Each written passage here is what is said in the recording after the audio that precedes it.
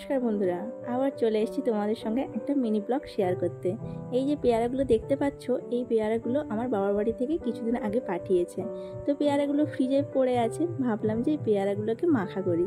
তো এই পেয়ারাগুলো আমার বাবার বাড়ি একটা গাছ আছে, ছোট্টখাটো গাছ, বেশি বড়ও নয় যে গাছে উঠে পেড়ে পেয়ারা পাড়তে হবে সেরকমও নয়, ছোট্টখাটো গাছ, হাত বাড়ালেই পেয়ারাগুলো পাওয়া যায়। তো কোনো দিন যদি বাবার বাড়িতে যাই তোমাদের সঙ্গে পেয়ারা গাছটা শেয়ার করব। তো সেখান থেকে অনেকগুলো পেয়ারা পাঠিয়ে দিয়েছিল, এমনি খাওয়া হচ্ছিল। আজকে ভাবলাম দুপুরবেলা পেয়ারাগুলোকে মাখা করি। প্রথমে পেয়ারাগুলোকে ভালো করে ধুয়ে নিয়েছি, তারপর ছোট ছোট করে পিস করে নিয়েছি। আর তারপরে দেখো, পেয়ারা মাখার যে প্রধান উপকরণ সেটা হচ্ছে বিট লবণ আর হচ্ছে এই কাসুন্দি। এই কাসুন্দিটা না আমি যখন তখন এমনি খাই। প্রথমে বিট লবণটাকে ভালো করে মাখিয়ে তারপরে কাসুন্দিটাকে ওপর থেকে দিয়ে দিচ্ছি, ভালো করে এবারে মাখিয়ে নেব। এরপর অনেকেই লঙ্কা গুঁড়ো দেয়, কিন্তু আমি দিলাম না, কারণ কাসুন্দিতে না হালকা ঝাল ছিল, সেই জন্য আর লঙ্কা গুঁড়োটা দিলাম না।